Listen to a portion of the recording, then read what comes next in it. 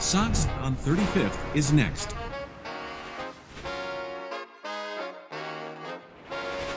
Doors open on the left.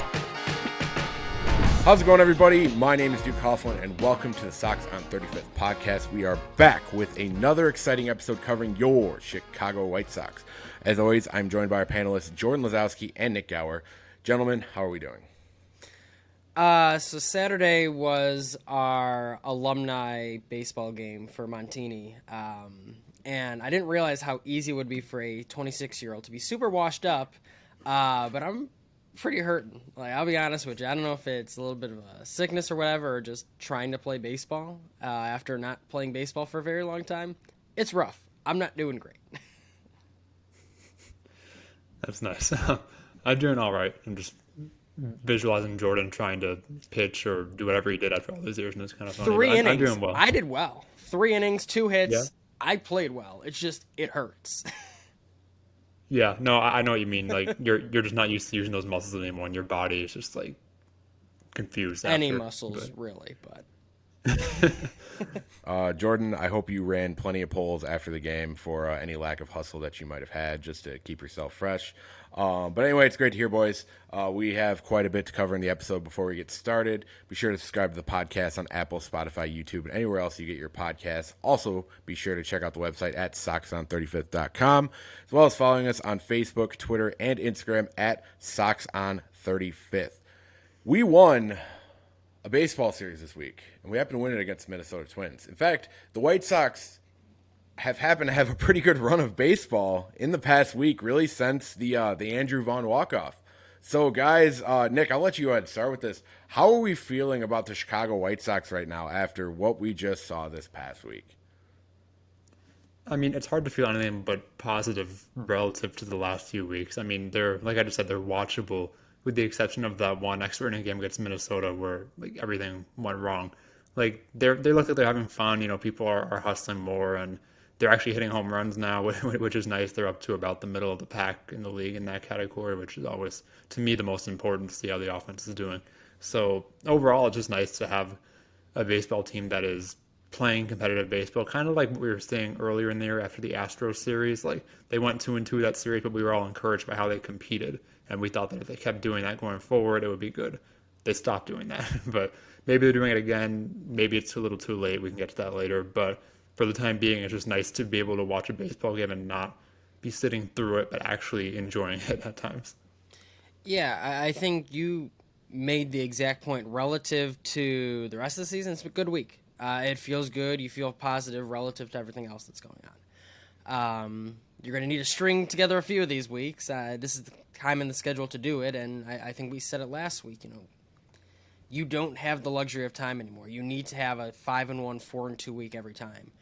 I would have preferred this week to be 5-1 if we're going to be a little bit harsh on the week. The reality is, at least 3 or 4 times they should have swept the Twins in that extra inning game. And you don't like going to Cincinnati with a truly rebuilding team and dropping a game there. So it's like there were chances to go 5-1, 6-0 on the week that they didn't capitalize on, but there was enough positive to say, like, all right, now you can start to build on this. Now we can start to push the doom and gloom a little bit further down the line if necessary, but you at least feel better going into next week than you did coming from last week into this one. Well, I think you guys both make really important points, is how excited you can be relative to where we are in the season. I am a proponent, and I have been the last few episodes, that it is still early. So, like, I will give credit where it's due, that if there was any time for this team to turn it around, it was right now. Like, there was really no ability to mess around. There was no ability to try to push this down road a little bit more. There was no ability to sit there and complain about injuries. It was time for guys to step up. And I think we saw a little bit of that. You know, I think you see a guy like Hanser Alberto looking a little bit more like the depth piece he was supposed to look like, you know, whereas he was a guy in the first month of the season that looked awful. Looked like a absolute waste of a roster spot that a guy like Leury Garcia probably could have filled. And you see a little bit more of his versatility this week. Now, is he a world beater? Probably not. But I think you're starting to see some of those depth guys look a little bit better. You know, Gavin Sheets continuing to play some fairly consistent baseball compared to what he's played throughout the course of his career. Eloy Jimenez was red hot. Obviously, we'll get to the Eloy Jimenez news here in a little bit. And then, a guy like Luis Robert, he was a guy who you could see the difference in him the second he came back from being benched last week. And I feel like we spent a lot of last week's episode on the Luis Robert situation. And I think it is important to note that Luis Robert is somebody who has probably been one of the best players for the Chicago White Sox in the past week on this winning streak. And then you add in the fact that we have Tim Anderson back. You have the rotation that's pitched pretty well. I think all things considered, bullpens pitched pretty well as well. You can say what you want about that extra inning games against the Twins, but there is definitely positivity to be seen with this team, and this was the right time to do it. With your point, Jordan, that I 100% agree with, does this continue? Because you've worked yourself into a situation where there is so little room for error that we cannot accept anything less than 500 every single week moving forward. And it's kind of nice that, as you mentioned, Luis Robert looks like the better version of Luis Robert when you kind of need him to be. He's going to be the ups and downs type guy. I don't think that'll ever change. He's walked, if you include Sunday's game, he's walked more times this month than, the 6 games we've had in May, than he did in all of April. That's a positive. That's improvement. That's showing a little bit of growth and of life. I think the 100-mile-an-hour fastball he homered on over the right center field fence on, either Friday, I believe. On Friday, that was a truly good swing. There were good things about Luis Roberts' week outside of just the results. And that makes me feel good about some of his performance as well as we look to continue to build on, as fans looking at it week after week after week, needing to see improved play on the field. That certainly is a big part of it. Yeah, absolutely. I think that with Robert in particular, it's kind of a thing where both things are true. I think to Duke's point, you absolutely see a difference in him after being benched in terms of hustle and just looking like he wants to be there. I think that you can't really deny that's better based on watching him. But to what Jordan was saying, he also, and I know Duke agrees too, he also is a very streaky player by nature. If you look at his whole career, he'll have a 3-week stretch where he looks like he doesn't even know how to play baseball, at the plate at least. And then he'll have 3 weeks where he's carrying your offense. And I think that's what's so nice about him is, obviously you want the consistency. Don't get me wrong, I don't think it's nice that he has bad stretches. But at the same time, it's nice that maybe this is the stretch that makes fans realize, okay, he will have another, a month from now, maybe we're once again talking about how bad he looks at the plate. And that's fine because you have faith that he'll get out of it and it's just a rut. And, maybe you drop him in the order during those stretches, like Jordan's been saying all year, and then move him back up when he's hitting like this. But overall, I just think that that's all I wanted. That's streaky. all I wanted. Yeah. Yeah, you didn't want him benched. You didn't want him in AAA. That's all I wanted. Some people did. Yeah. So, yeah, really, he's just very streaky. That's really all there is to it. And I think that it's a combination of that and, maybe he needed that accountability last weekend. Yeah, and that right there is the key word is accountability. I think Pedro Gaffal showed a lot of character by being able to do that with a player who is widely considered one of the best, if not the highest upside on our entire roster. But the last 7 days for Luis Robert, 23 plate appearances, 17 official at-bats, 8 hits, 2 home runs, 5 RBIs, just 4 strikeouts, batting .471 with a .609 on-base percentage and a .941 slugging with a 1.55 OPS. Very much improved from what we have seen from him in the recent past, and I think the entire key with Luis Robert, whether or not we're going to see if he's going to be consistent or not, is seeing a full season of Luis Robert.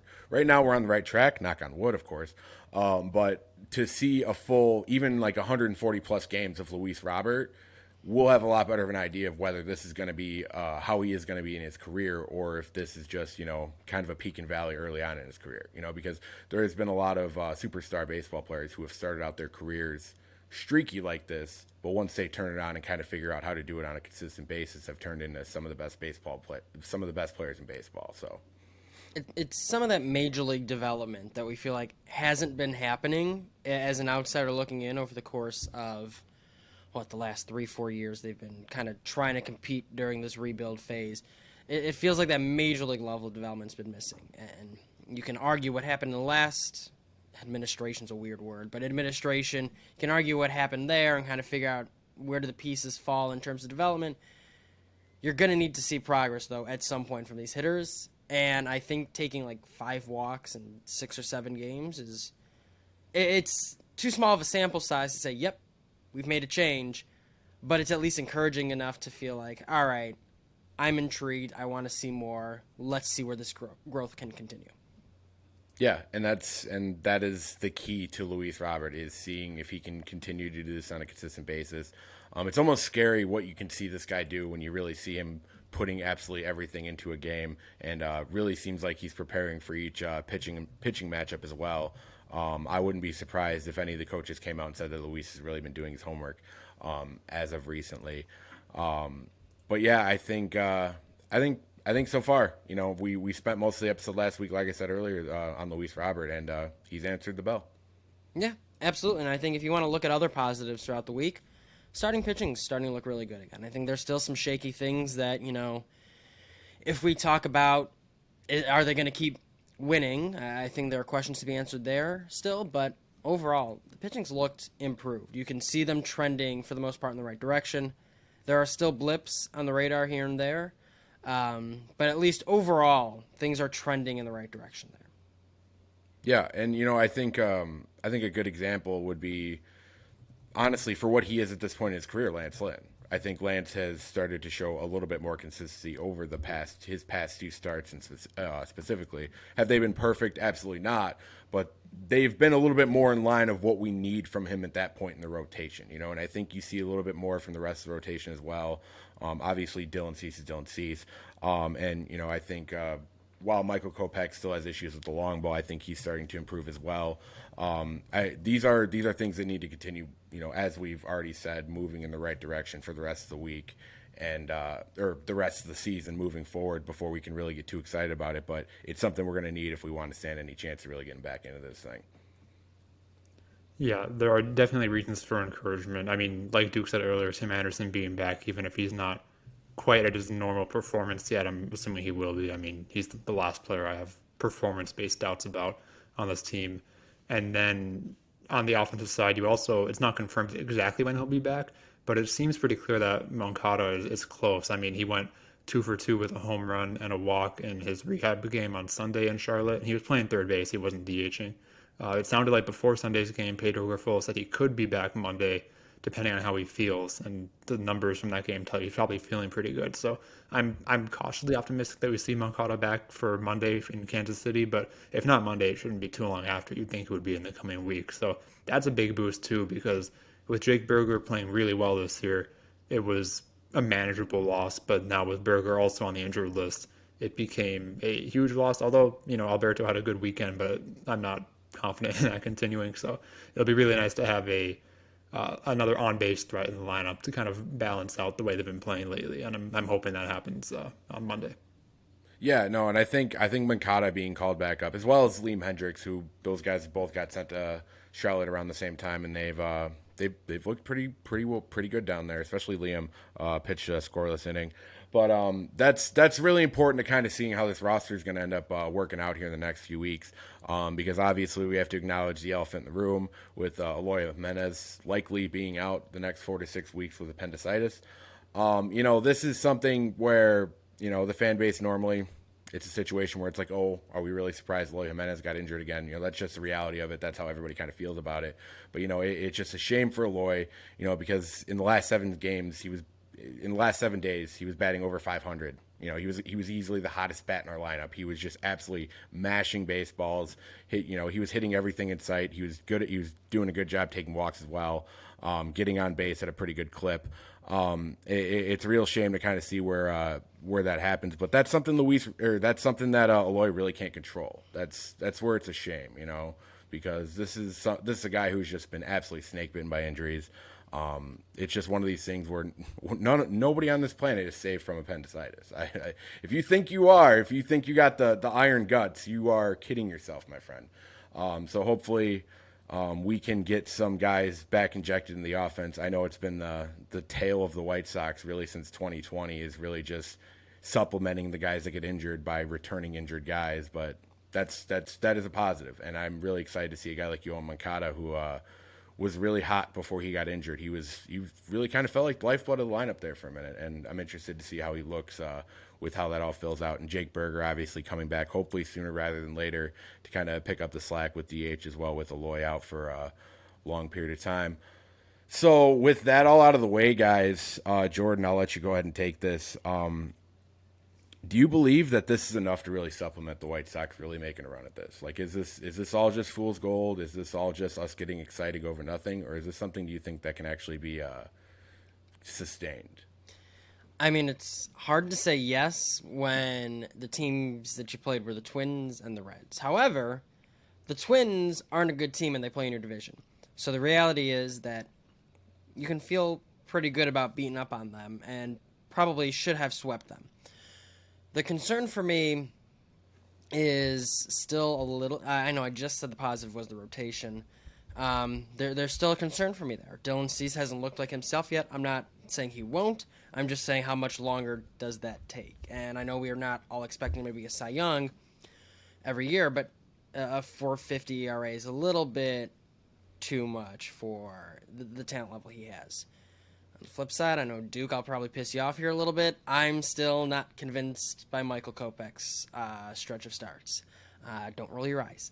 I'm looking at it from the standpoint of, everyone will look at this and be like, Jordan, you were the big Cease guy before he showed anything. What's the difference here?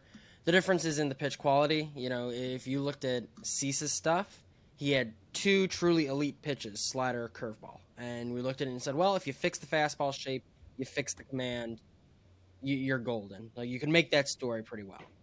With Kopech, he's got 2 above average pitches in his slider and his fastball, but it's like, is above average enough to be that sort of lockdown starting pitcher? I'm still very open to it. I'm just saying I'm not sitting here saying I've been convinced by what's happened, and as a result, that's why I can go either way with this start, because it's like, yeah, things have been better this week. There's enough here for me to feel good about this, but there's still a lot holding me back. Yeah, I get what you mean. It's like we've been saying, they're taking steps in the right direction, but I'm not sure how many steps they're going to be able to take because they're going to need many to get to where they need to be. And it might sound unfair from our end to say, like, for example, what Jordan said earlier on this podcast and at the end of last week. He said that they basically need to go 5-1 this week, maybe 4-2. Like, you've dug yourself such a hole that you can't just be going, 3-3 all the time. That you have to be above 500. And it might sound unfair, but it's like when you play 250 baseball for the first 28 games of the season, like that's basically what you have to do. And I think the only reason that I'm not saying like 100% there's no chance they do anything, the only reason is because the AL Central is so bad that I don't think that the winner of the division will be like 81-81. I don't think it's that bad, but I do think it could be like an 86-87 win kind of thing, which is still unlikely, but not technically impossible. I know the stat that no team has ever started 7-21 or worse and then finished above 500 or whatever. I think that the Sox probably will not be the outlier there, but you never know. They are playing better. And while I do agree with Jordan's concerns about the rotation, and I personally still have concerns about the offense being too ground ball happy and, as we all know, too injury prone, I think that there's still enough upside where I'm still, my interest is still peaked. I'm still watching the games, and I'm not just watching like it's a rebuild. Like, oh, I just want these 3 players to do well. Like, I'm still watching the games and rooting for victories. Like, is above all, really.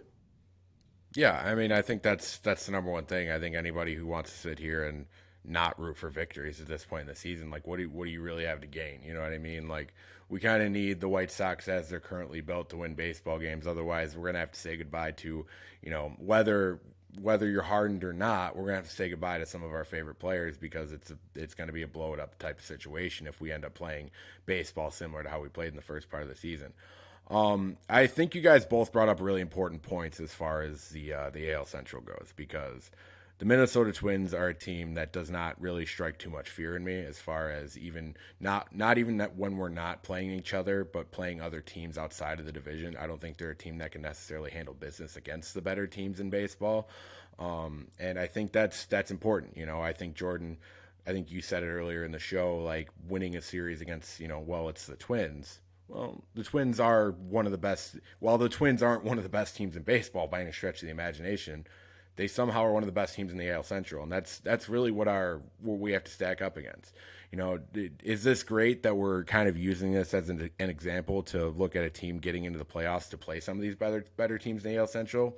You know, probably not. You know, you'd prefer the Chicago White Sox to be kind of running away with a division that's playing the way the AL Central has been playing, but if you're a believer in somebody who can kind of buy into the underdog mentality, who can kind of buy into some of the older stories in baseball, that you have to acknowledge that yes, they are the exception, not the rule.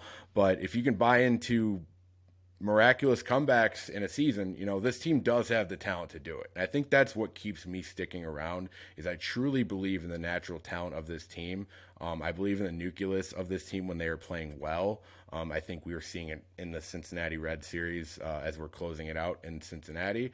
I think you see a team that's a team that this team could be, you know, and I don't think that's crazy to think in the AL Central, where Cleveland has really not decided to run away with it. The Twins are meddling, and come on, Detroit and Kansas City, or Detroit and Kansas City. Hopefully that doesn't come back to burn us, because we should be able to handle business against those guys as well. But the key is, in the grand scheme of things, when we're getting down to brass tacks, the AL Central is not that good, and that's what's keeping it alive for me, I feel like. And you mentioned one other thing too. You know, we sat through a lot of years of losing as fans. It's like, is losing probably the best for this team if you want to see true change in the organization? Yes, like that's the reality of the situation. But you sat through so much losing. Why are you rooting for losses now? Like, there's still it's an outside chance. But didn't you watch enough losing baseball? Like, it wouldn't be the worst thing in the world if they found a way to turn this around and keep this fun and exciting throughout the summer. Like, some people are making that out to be a bad thing. I don't think it is, even if it means delaying the inevitable for some of the organizational changes we're hoping would come one day. But it's like, at the end of the day, you want to see this team win. Your fans first and foremost. And I think we forget that sometimes in the analysis and the breaking down of the team. Like, we watched a lot of losing for these games to be good games. I'd rather we see more good ones, even if a shakeup that we all feel like is necessary, maybe with the players, so on and so forth, wherever you want to place your blame and frustration. Winning is still fun. It's still what we're all aiming for here.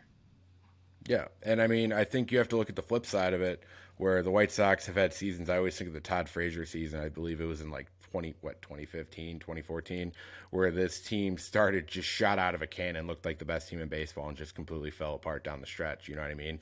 That's baseball, you know, and the flip side of that can easily happen. You know, and like I said a little bit earlier, is more the exception than the rule. But if that's something you want to try to believe in, then that's probably your best bet as far as this team being a winning baseball team. You know, that's kind of the route we've decided that we're going to go. It's certainly not impossible, and I'm always going to sit here root for a win. I guess kind of the flip side of your argument, Jordan, is I've watched enough losing White Sox baseball that I'm convinced that I think we could lose 100 games, and I don't know if it's necessarily going to change up on Mount Jerry, unfortunately. That's just kind of where we're at. He's a stubborn guy, to say it very nicely. And I think his comments in California speak that over the past week. I'm sure everybody caught that on Twitter if you didn't.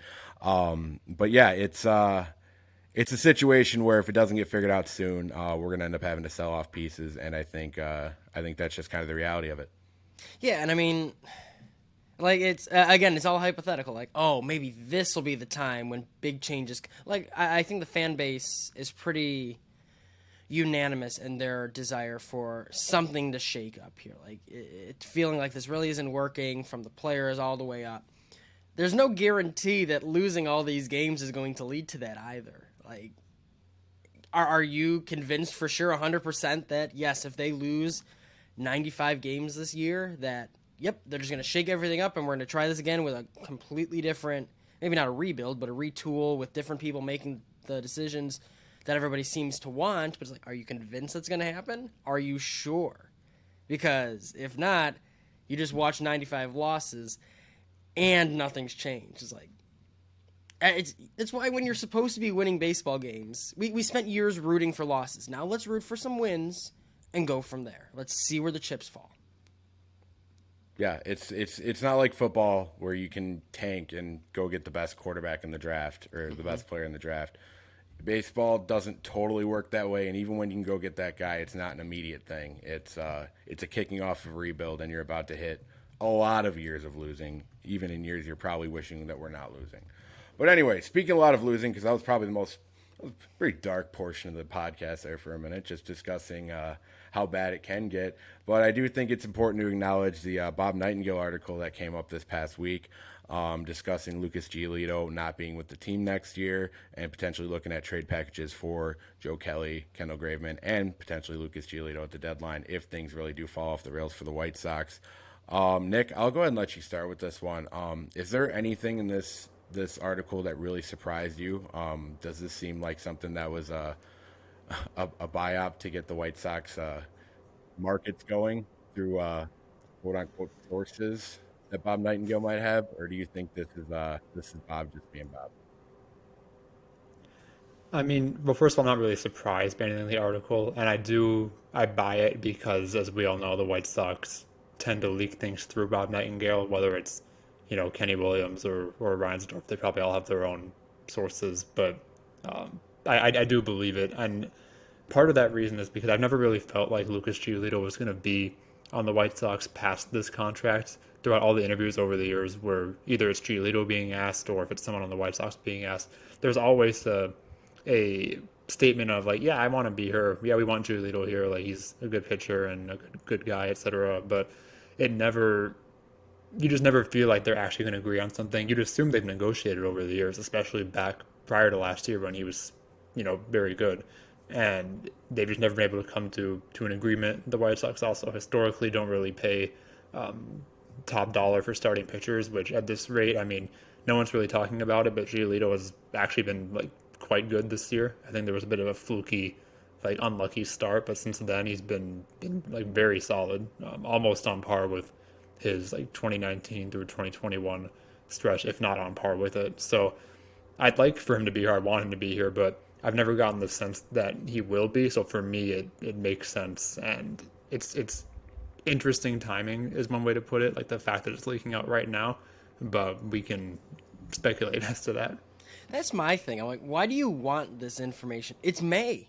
What good does it do you to have a source that people know, Bob Nightengale, whatever. Fans have come to know that, when Bob says something about the White Sox, you should probably believe they want it out there for some reason. What's the point in May? It's only going to tank any trade value at the deadline. It really, you show your hand about a qualifying offer if he ends up staying through the season. You showed your hand, essentially. This is like, there's no benefit to having the information out. Now, the substance of the information is wild. The fact that you have decided in May that you are not going to bring back, number one, someone who's been your best pitcher so far this year out of the rotation, and number two, who has been one of the most consistent since 2019.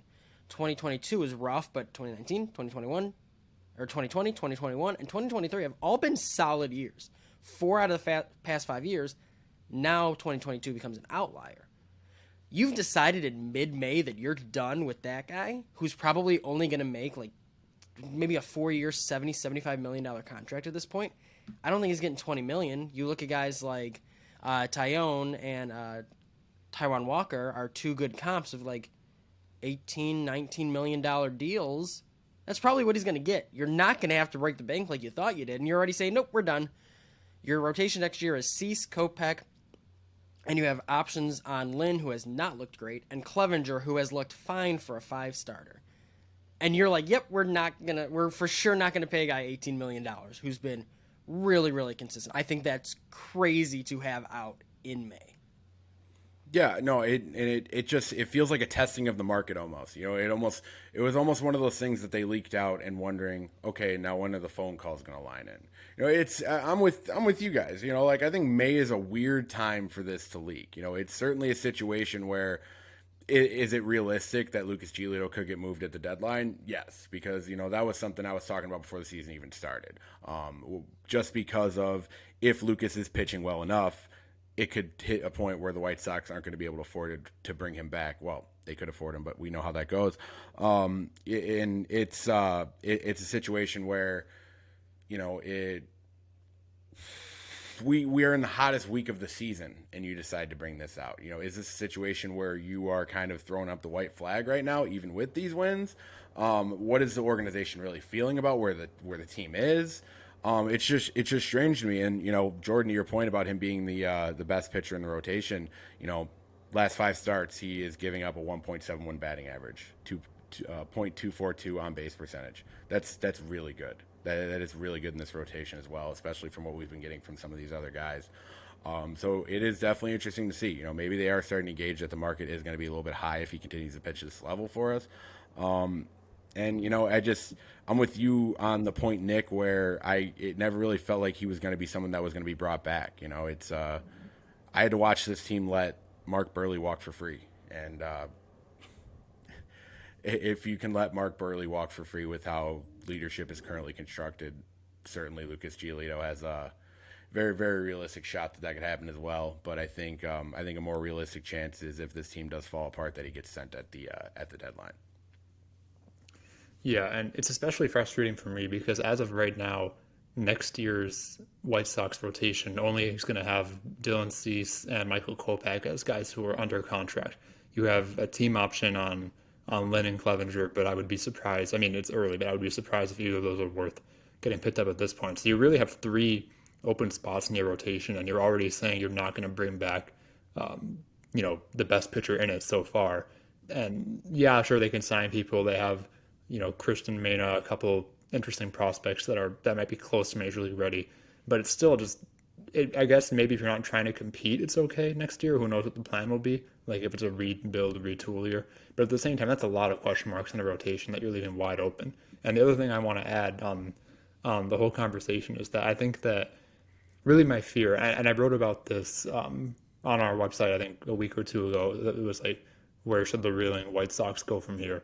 And the premise of that was basically, I'm worried that they're going to keep losing, I mean, at least a little bit, or maybe go 500 to the point where they sell off, but they're not going to sell off enough, which is not me saying they need to trade Cease, trade Robert, etc. I don't necessarily think they need that.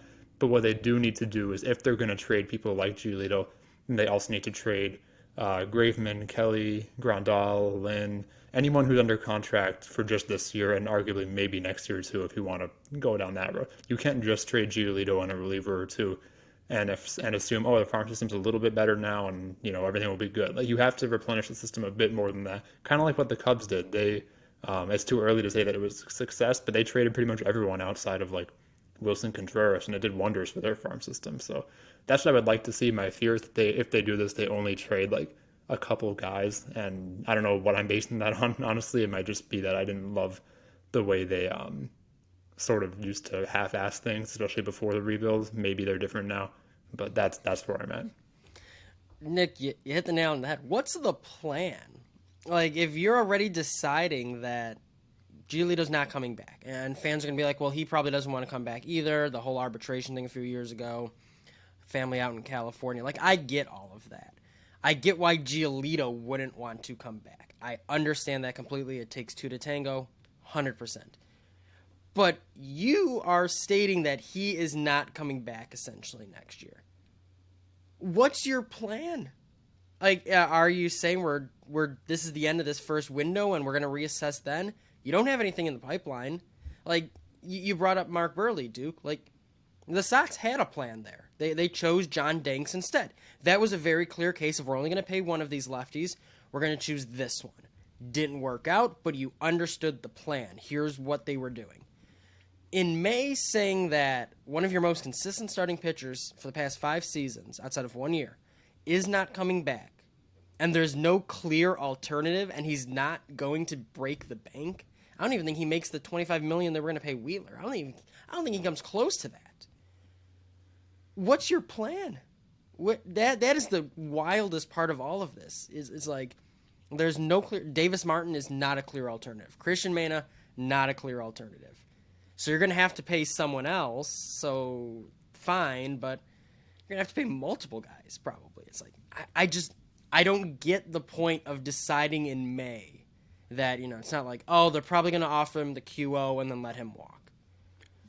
I just don't, right now, I just don't get that part. That is the part that has blown my mind about a lot of things from this year. So I will, a name that I have not heard brought up, and it's kind of the Rick Hahn special. It's somebody that he's obviously very high on, and he's discussed potentially being a starter in the past. But are we potentially overlooking the potential of Garrett Crochet being a starter? Yes and no. Like, if you're going to make Crochet a starter next year, he's going to be in like 2021 Kopech form where it's like you're limited to 115 innings. So you still need a 5-starter. You're not sure if Crochet can start either, though. It's like, if that's your plan, I'm not saying that's the right plan. Yeah. But I'm saying Rick Hahn in the past has, even with the injuries involved, has been pretty adamant about the idea of Garrett Crochet potentially being a long-term starting pitcher. Sure, but that seems like the replacement to not pick up the $12 million option on Clevenger, or to not even. I'd even go so far to say that makes more sense to not pick up Lynn's $18 million option and instead go with Crochet there. Like, I think Lynn, this might be Lynn's last contract. He's 36, 37. I think even that makes more sense. It's like, but making Crochet the replacement for Giolito, at least so far through this season, that by the end of the season, this might be a complete just old takes exposed type thing. I completely understand that. But at this point in the season, to make that call just doesn't align in my head. Yeah, no, and I definitely I agree. And I don't think it would be like a direct replacement type thing. I think when you look at a starting rotation, you have to kind of look fluid. But I think that is one of the names they could potentially be looking at as far as kind of overhauling the pitching rotation after the season's over. What those other names look like, is Davis Webb one of those guys? I think there's potential for that. I think you guys nailed it on the head. Like, what is the plan? I don't see the positive outside of maybe pushing Lucas to pitch some incredible baseball, knowing he's not going to be here next year and he's going to start playing for his first big contract and potentially trying to get a haul at the deadline for a team that's needy for him. But even then, why do that in a week where you're just playing very good baseball and you look like you could potentially find a way to turn it around? The timing of it is weird, and I know we haven't touched really much on Kelly and Graveman, but those seem like situations as well where those make sense. Graveman was a guy that was brought in to help us win now. And Joe Kelly was kind of the same thing. And obviously, if it hits a situation where we're not going to win now, what's the point of holding on to those two arms? And it's to Nick's point. I think you made the point briefly. It's like selling these two guys off. It's like a Ryan Tepera deal where it's like you give up like a Bailey Horn type player, and you really don't hear too much from them again. It's like you're not going to replenish a farm system by trading Joe Kelly and Kendall Graveman. So it's like, again, what's your plan? Yeah, for sure. And I think that just on the whole thing, it's like when Jordan said, oh, maybe you're just going to not trade Giolito and then give him the qualifying offer, because that's one way also to ensure that's probably better than I know you were saying this about Kelly and Graveman, but that's like better than a Bailey Horn type prospect. That's basically a second round draft pick. However, I'm not even convinced they would give him a qualifying offer after the Rodon situation. True. It seemed pretty obvious to give it to him there, and they didn't, and then they lost out on that draft pick. So who knows with what they're going to do. I will say as to the why I decided on this now, the only thing I can think of, not to sound too conspiratorial, but we do know, if you're not familiar with the 1994 player strike, Jerry Reinsdorf was very instrumental in that, in terms of, in a bad way, instrumental in making sure that the sides didn't come to an agreement that the players did strike. So he's well documented of not really liking the players union. And we also know that Lucas Giolito is well documented as liking the players union, being involved with it. I'm not saying that's the sole reason they would decide to not re-sign him, but I am saying that there might be something there, because they're the only thing I can think of, given that his on-field performance has been a lot better and that it's a clear need for the team. Yeah, and I think that's a really good point. I think that's an underrated point. I love people digging into Jerry Reinsdorf past a little bit more, especially when he became the owner of the White Sox, because you wouldn't believe how many people I've brought up the fact that we could have potentially been the Tampa Bay White Sox, and A lot of people never even knew about that, you know. And I think when you really look deeper, when you already think Jerry Reinsdorf's kind of the way he is, when you look a little bit deeper, you're like, wow, this is it's a real winner of an owner that we have. But anyway, you know, I think I think those are some really good points, and I think there's things they're looking forward. And I also think with Lucas Giolito, we don't know things that are going behind the scene. Maybe talks between him and the team have completely shut down. Maybe this is a situation where Lucas is like, I want to see the open market because I don't think I'm going to get paid what I'm going to want here. And the White Sox put their hands up and decided, okay, well, we're not going to bother negotiating good faith anymore then. So it's going to be something that's going to play forward. Bob Nightengale dropping a White Sox article is always just my favorite Twitter event in the world because it always just is an absolute nuclear bomb that everybody just has takes on. So it's always nice to be able to cover it. It's just a really weird timing of it. But anyway, I think it's a good spot for us to wrap up. Obviously, you know, the White Sox are what the White Sox are right now. Hopefully we continue our winning ways. But, ladies and gentlemen, that is all we have for this week. This has been the White Sox on 35th podcast. Be sure to subscribe to the podcast on Apple, Spotify, YouTube, and anywhere else you get your podcasts. Also, be sure to check out the website at soxon35th.com, as well as following us on Facebook, Instagram, and Twitter at soxon35th to stay up to date with your Chicago White Sox. This has been Duke Coughlin, joined as always by Jordan Lazowski and Nik Gaur. We will be back next week as we cover another, hopefully, exciting week of White Sox baseball. Thank you, and go Sox! Let's have another winning week. Go Sox. Go Sox.